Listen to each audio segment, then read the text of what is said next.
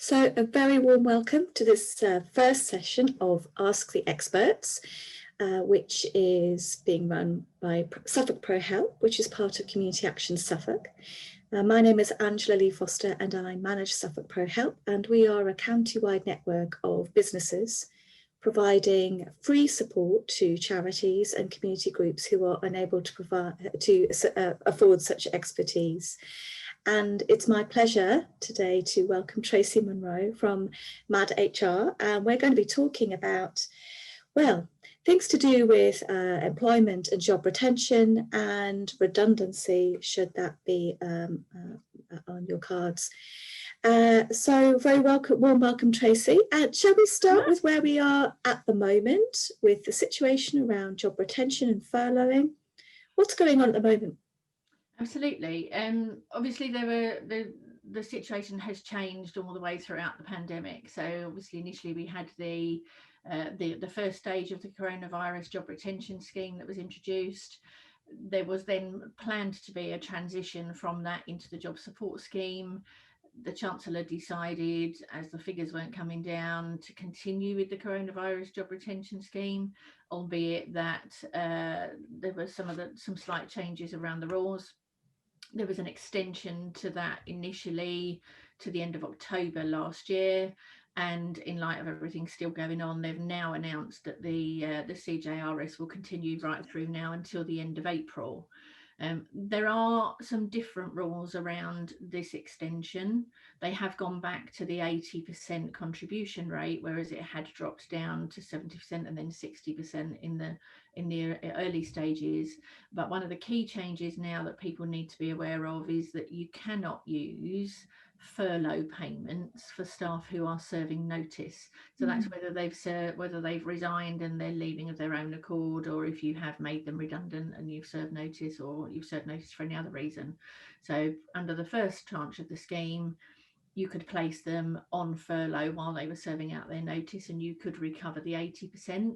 Unfortunately, you can no longer do that. So if you do have any staff who are currently furloughed, and we'll talk in a bit about redundancy, but if unfortunately you do need to move down that route and you make them redundant, then if you have no work for them during their notice period, you will need to give them either pay in lieu of notice or put them on garden leave and pay them at 100%, but you won't be able to recover any of that. So the CJRS is still in force. There are lots of other business support schemes that are still available. There are different grants that are available. Local restrictions support grant. There's still quite a lot of support being offered by the central government, and it's what you have to do is just see how that's being rolled out with your local authority and how you go and apply for that, and what you can do in your local area really to see what's available for you. There's no indication at the moment when that support is going to be coming to an end. With the job retention scheme, they've given us a date of the end of April, but they haven't given a date for people to be able to go on and apply for the support grants, or the other thing that's widely available is to do with a reduction in business rates for your business, and again they've not given any indication on the dates when that might be pulled for that support either. So there is still plenty of support out there, but obviously the clock is ticking. We still don't know yet when things might release, and it is a time now for employers to be thinking about what they're going to do, in the short and medium term, so that we don't get to the end of the support, we get a deadline for when those things are going to be removed, and then all of a sudden employers are not quite sure what they need to do. So I would urge everyone to be thinking now about what they're going to do when these support mechanisms do come to an end. Yeah, so a little bit of forward planning, and it seems to be uncertainty, as you say, about some of the grants available when they might end. Yeah. So maybe some forward planning to some scenarios about what would happen if it ends in March along with the job retention, or lasts a bit longer, I guess would be really useful. Where would people find that information if they weren't already? The Gov UK website is the primary source for all things COVID related, really, both in terms of your obligations as an employer, what you need to do for health and safety to keep your workplace COVID secure, and also to see what support is available. For anyone who hasn't checked it recently, they do update it on a regular basis, particularly on the employment side. The last update was applied earlier this month in terms of what you need to be doing as an employer to keep your workplace safe. So if any of our viewers haven't been and checked that updated guidance recently, then I would urge them to go and do so. It's quite clearly laid out. I've always found it really easy to navigate, and it's broken down. The employment guides on there are broken down by industry type, so it's really easy for you to go and see the type of business you're operating, whether that's an office environment or you're in a manufacturing or processing environment. And then you can have a look to see what rules you should be applying and what you should and shouldn't be doing in your workplace. And do you know if there's anything specific on there for charities or people working with volunteers around that? There isn't, as far as I'm aware, excuse me, sorry, there isn't a specific charity or voluntary sector tab, but it does talk about, in different sections, it does talk about the fact that if volunteers are in your workplace, then you should be, for these purposes, you should be treating them as you would treat your employees in terms of keeping them safe. Obviously, in the normal course of events, when it comes to dealing with employees and volunteers, as an employment advisor or a HR specialist, I would be saying make sure you don't treat them the same, because you don't want to leave yourself exposed to a claim for employment rights. Yes, of course. Actually, when it comes to keeping people safe and well, you need to be, applying the same things. So whatever rules and procedures that you have in place, you need to make sure that you're applying those consistently across the board. And just to go back to the local support, that might vary. Did you say from I think the application mechanism might vary. I think you may need, it may start with the Gov.uk website, but what that may then do is take you into what is available within your local area, or how you apply for it in your local area. I think what's available is generally available across the country, but it's being broken down into geography. So the local authorities are responsible for making sure that any grants that are applied for, they'll be doing the funds distribution. That's my understanding anyway, is that it's distributed by your local authority. And forgive my ignorance, but grants, do they need to be paid back? No, grants are literally that. It's a grant which is given as opposed to a loan, and there are also some low interest loan schemes available for businesses, which the initial idea when that was made available is to enable business to diversify if it needed to. If you're not able to trade in the way that you normally would, then you may be able to take advantage of some cheap borrowing in order to be able to just adapt your business slightly to a slightly different way of operation, to make that available to and as far as I'm aware, those business loans are available to any business to make an application. Of course, it doesn't necessarily mean that it'll be granted, because I would imagine that that's very much about looking at your whether your business has the ability to repay. See, the government would not want to be encouraging anybody to get into even more debt than I'm sure everyone's already suffered as a result of the changes. Sure, and there's a business rate holiday, is that right? There was the grants that are available, they look at the rateable value of your business, and then they assess the amount that's available to you dependent upon the amount of business rates you pay. So they're essentially looking, that's an easy way for the government to determine the size of your business based on the size of the premises that you operate from. So they've structured the grants according to the size of your business based on your rateable value, and then they give the grants according to that. Again, that's my understanding. Obviously, I'm a human resources specialist, so I don't want anybody to think that I'm an expert in assessing your business value or anything like that, but that's how the scheme's been structured. So thinking about human resources, is there anything current that people may not be aware of or need to just think about at the moment before we move on to look at redundancy? I think, as I said at the beginning, now is the time to be thinking about the structure of your business and what you think your business might look like going forwards. Obviously, I absolutely recognise that nobody has a crystal ball. And just when we think we're starting to get to grips with what the future might look like, things have sadly changed again and we've regressed. We're now in third lockdown, and but I do think, and this is obviously personal opinion, but I do think at the moment we seem to be on the most stable platform that we've been on so far, because the vaccine is being rolled out. There are indications that lockdown will end. Conflicting opinions on that from various government ministers, but I think even if we just thought towards Easter time, by that time hopefully, if more people have had the vaccine rollout and if the numbers on infection rates are starting to drop, then I think as more people do become vaccinated, obviously we can only hope that that means that there'll be less infection moving forward. So with that in But mind, I guess we might not be going back to business as normal though, because businesses might no, have changed the way they deliver, charities rather, and community groups might have thought, well, we can deliver what we deliver in a different way or do absolutely. different things. So they, their strategy going forward might look quite different. Yeah, and I would encourage everyone to sit down and really think about that. The move to home working has been hugely successful for a lot of environments, regardless of your sector.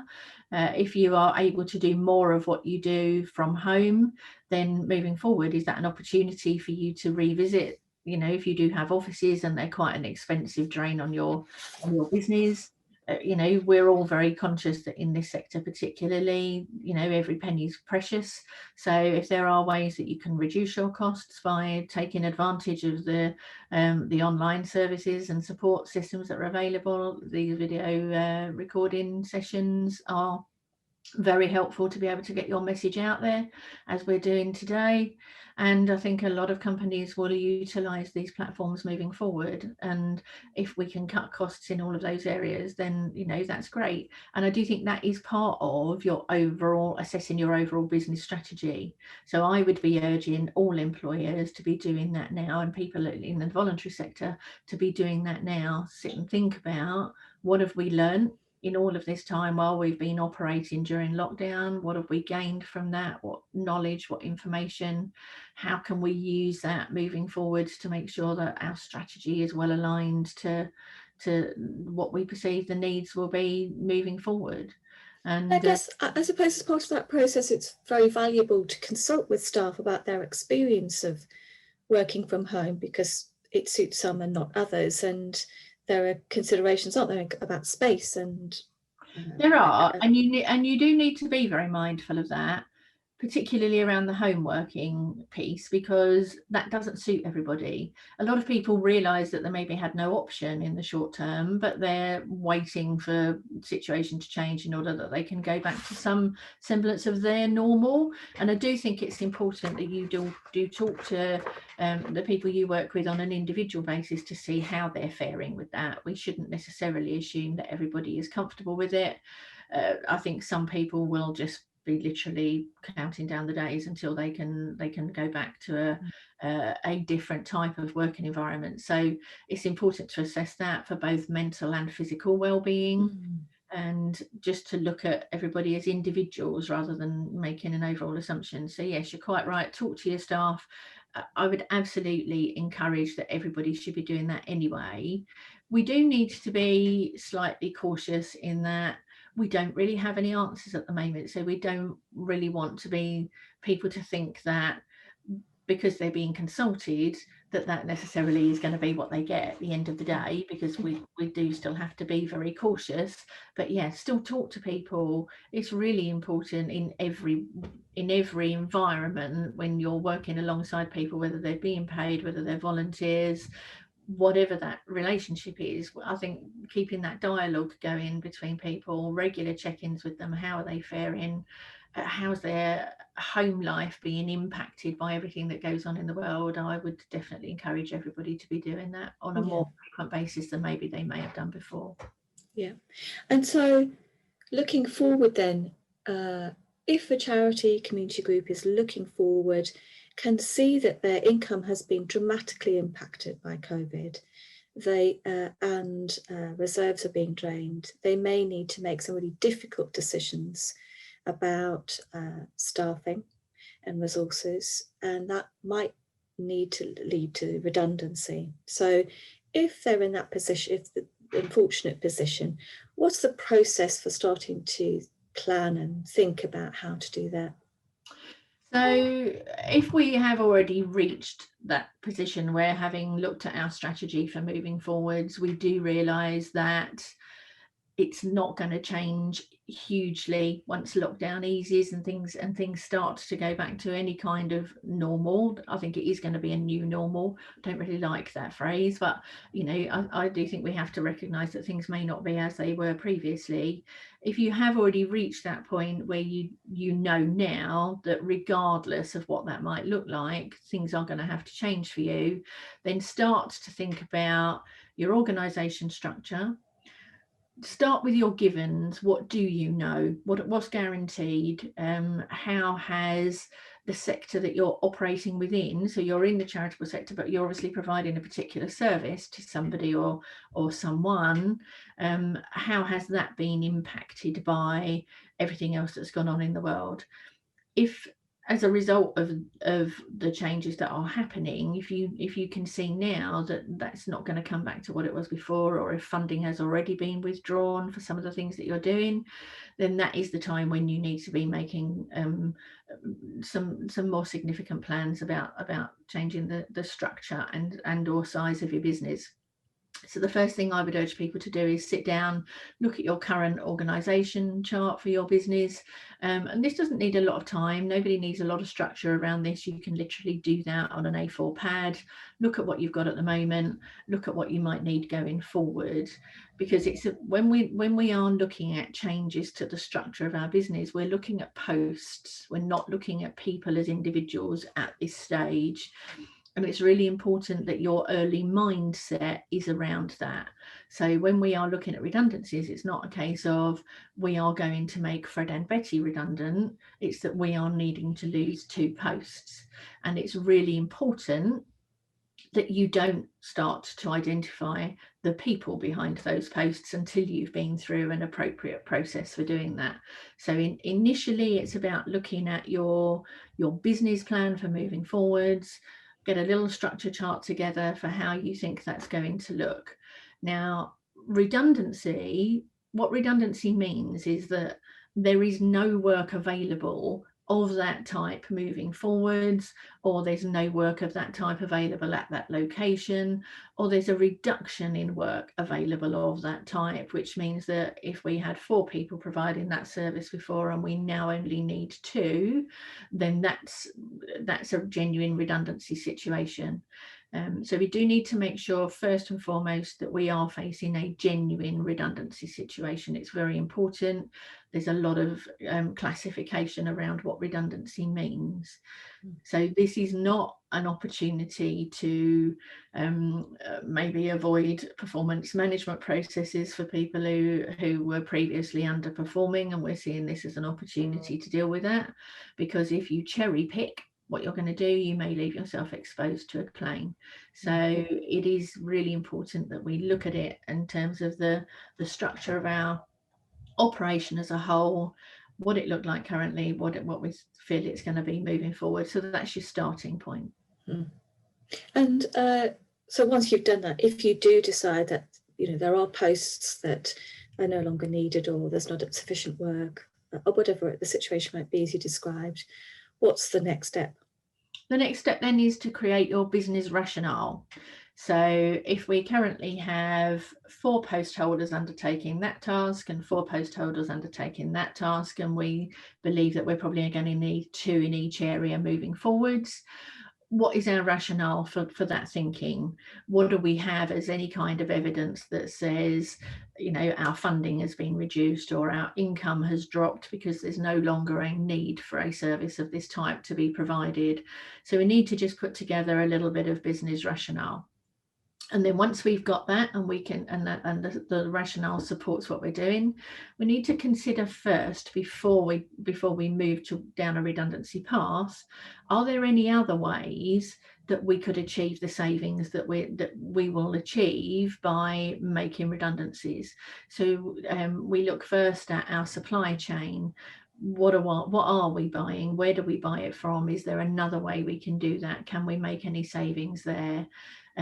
Are we utilising external contractors rather than employed staff or volunteers? Obviously, we don't make volunteers redundant, but are we looking at that relationship and seeing if there's another way of doing what we need to do, and within the way that we currently operate? So before you start looking at making redundancies with permanent staff, if you've been using agency workers, if you've been subcontracting work out to self-employed, you should be looking at those arrangements first. So making people redundant should be the last resort for you as a business to achieve those cost savings. So your business rationale then is the next stage. And how do you go about consulting or communicating a decision with staff? So once you've looked at what your structure is going to look like, you've put your business rationale together, then we've identified potentially that sadly that may mean that we need to look at, maybe 2 or 3 redundancies across the organisation as a whole. And having identified what those posts might be, we then have to start communicating with the staff about it. So a general company-wide announcement: this is what's been going on, this is where we are at as a business, this is how the madness that we're in at the moment has affected us, assuming that it's COVID related. Actually some organizations may find that the changes they need to make are not at all due to COVID, and clearly that's absolutely fine. But it's about I guess it could be Brexit. It We could mentioned that word for a while, but it could be absolutely. something else. It has very much taken a backseat because of everything else that's gone on. But you're quite right. It's it has affected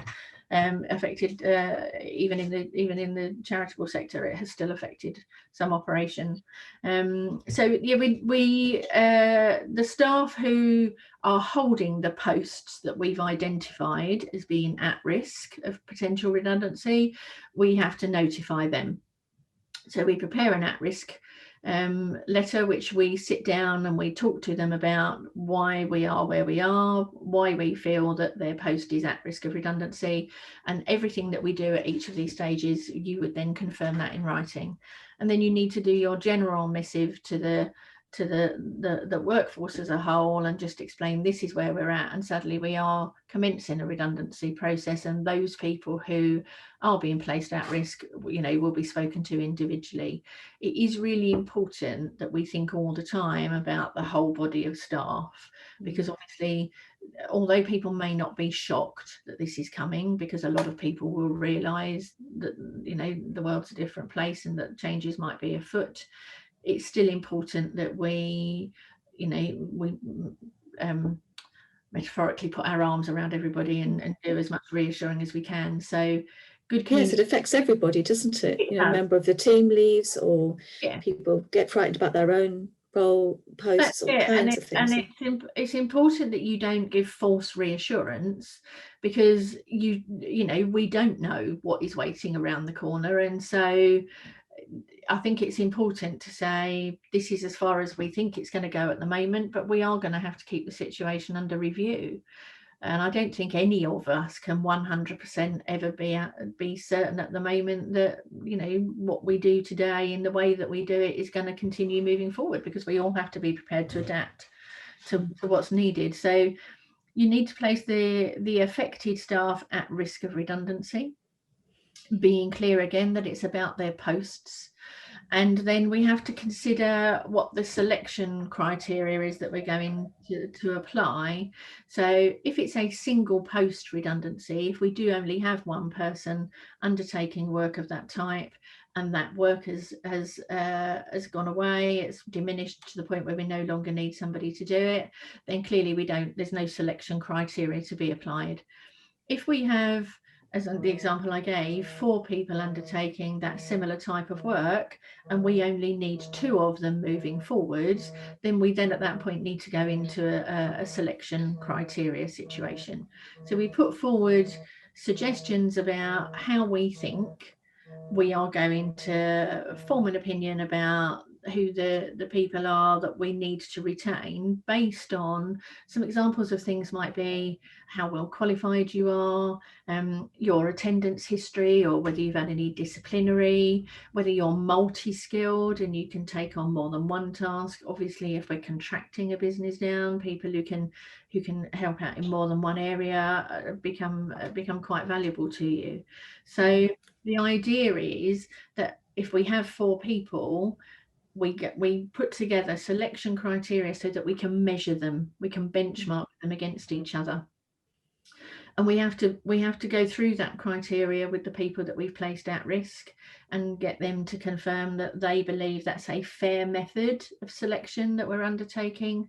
And then once we've got their agreement to that, we then literally go through a scoring mechanism to make sure that we are fairly scoring people. Ideally, you want more than one person involved in that process to make it less objective, but I realise that for very small charities that may not always be necessary. Obviously, anybody that is going through this, and if they don't have any support or they don't have somebody that they can check these things with, feel free to pass on our details, because we as you know, we work with this sector a lot, so we'd be very happy to provide support if that's needed. But it's important that, particularly where selection criteria do need to be applied, that we get that stage of it correct to avoid any potential comebacks after the process. Yeah. I guess and what happens if a member of staff is unhappy? I mean, how do you handle that process in a way that kind of meets legal requirements and that you can carry on? Because obviously people are going to be very upset. And they are, they are indeed. And that's why it's important to take that time to prepare before you go into that meeting, because you need to be able to justify why you felt those were the correct criteria to use. So there's nothing hard and fast about what you must include, but there are certain things that you would expect to be in there, as I've already mentioned, how well qualified people are, not necessarily in terms of they've passed this exam or that exam, but it can be the experience that they've brought into the role. It can be, as I say, the diversification that they have, and in their ability to be able to do more than one thing. And if somebody does challenge that and say, well, why have you chosen that instead of this? Well, that's what consultation is about. You're in consultation with them. If somebody puts forward a good suggestion, a good idea, something that you hadn't considered previously, then you should absolutely take that on board and say, okay, we're going to vary that. I have had to do that with somebody we were working with last year. Some really good ideas were put forward. We took that into consideration and we adapted the process as a result of it. Consultation needs to be meaningful.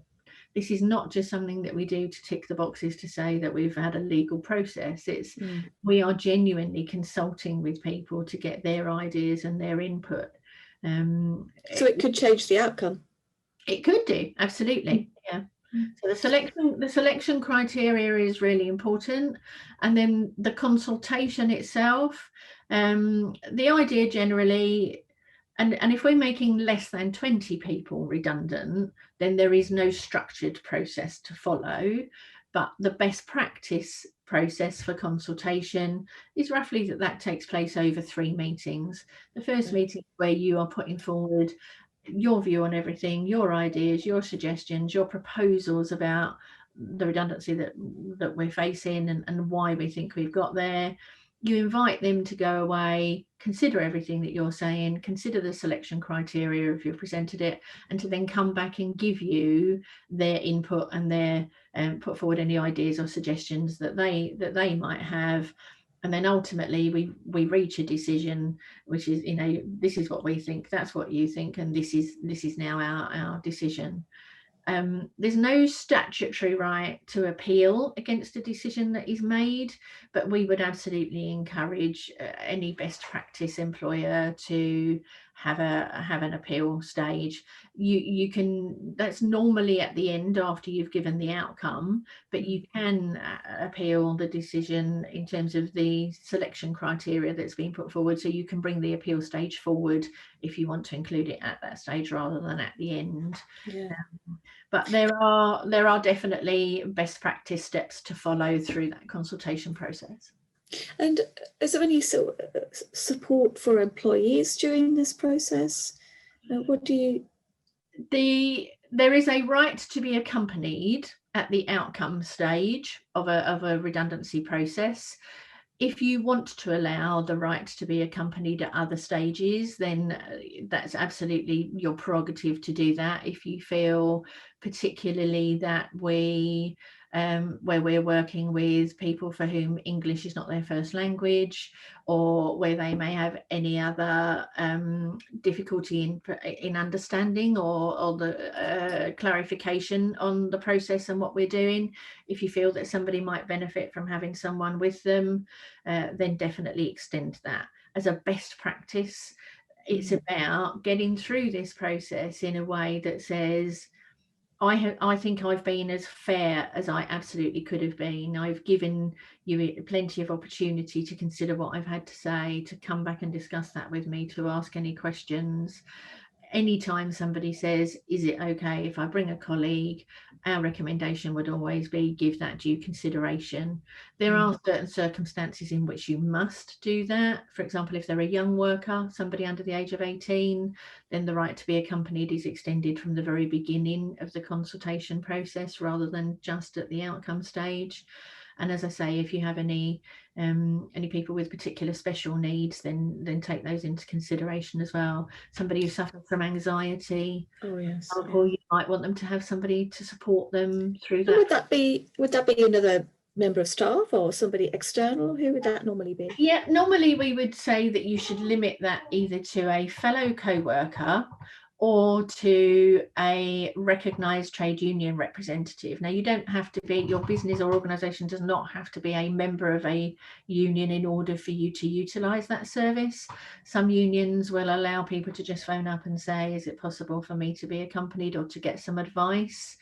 So that's the recommendation, is that it's either a trained union representative or a co-worker. In the case of a young worker, we would also extend that to a family member. The one thing we would advise against is that you allow anybody to bring legal representation to those meetings, because that can just become a little bit unwieldy, and you end up actually having the process with the legal representative rather than with your employee, which is never ideal. So we would say don't allow them to bring a legal rep from outside, but certainly as a young worker, or as I say, if you need a support person with you due to anxiety or something like that, then family member.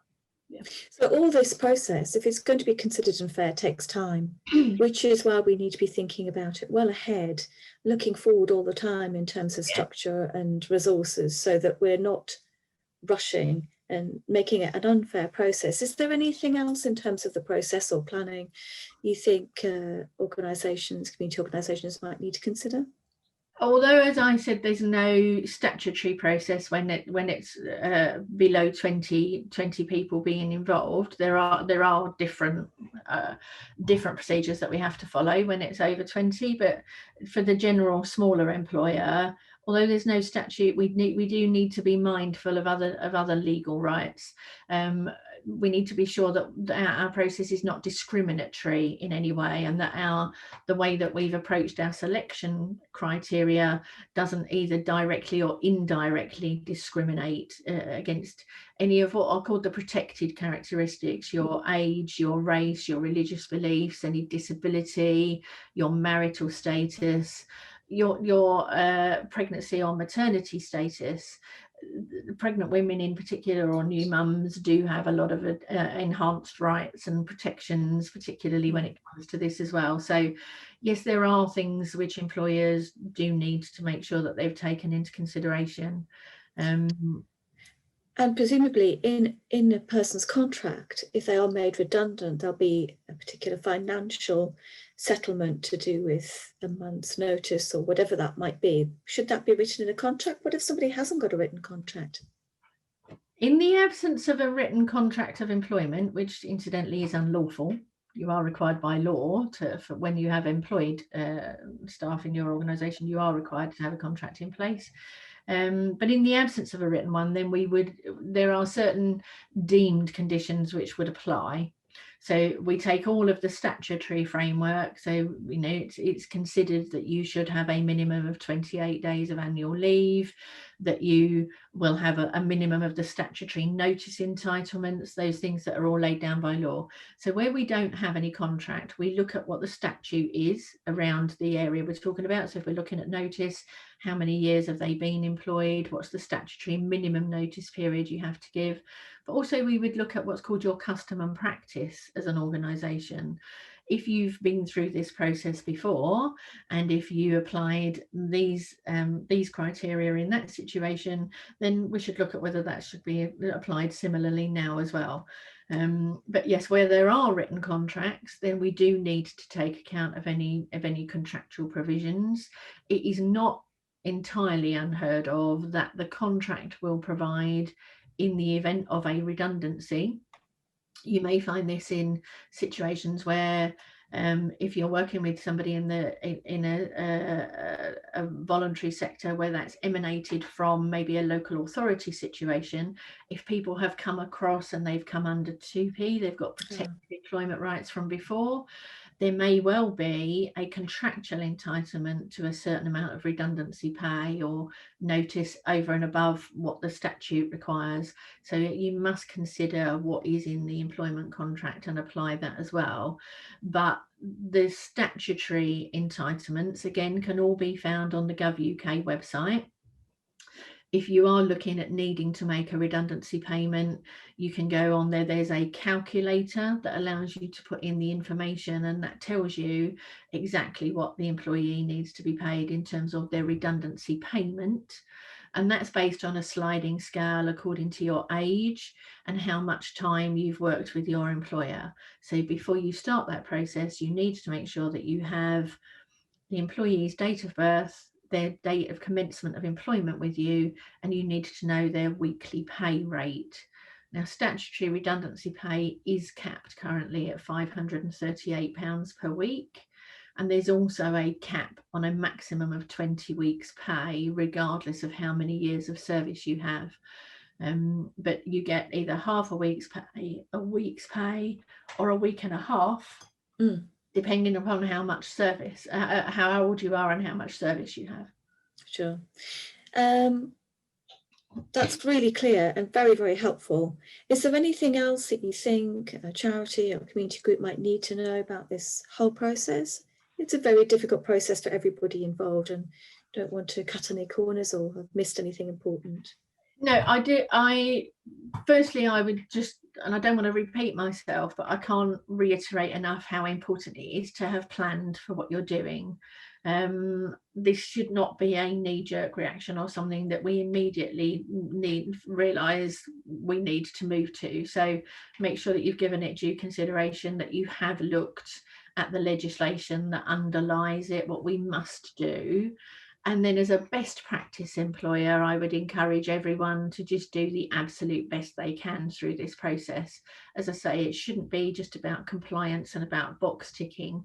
These are people's livelihoods, and I'm sure that, you know, all of our viewers today might you know, are in the kind of sectors where they're going to want to do it in the right way.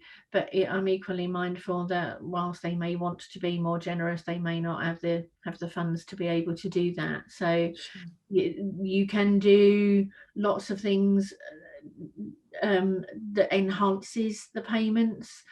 They won't, it depends on how much their payment is. You can't pay anything in excess of £30,000 tax-free. That's the tax-free limit on payments.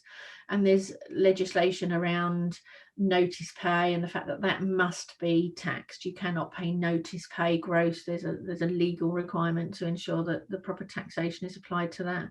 But the redundancy payment itself, or any additional ex gratia payment that you might want to make over and above that, then in the normal course of events, that can typically be paid tax-free, but it's a complex area.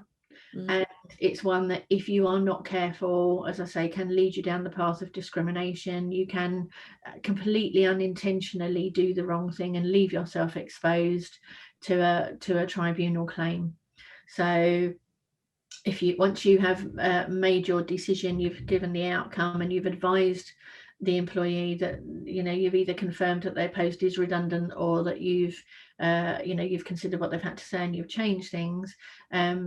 Even if you retract the redundancy but you still bring changes in, that may still lead to the employee claiming for a breach of contract, for example. So it is a complex area.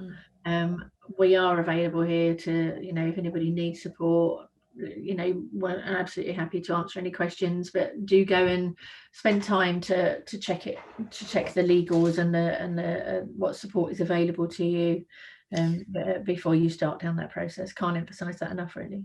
Oh, great. And you've been very helpful today, Tracy, just kind of laying that out for us, and I hope that it's given people some really key information, things to consider. So thank you very, very much for your time.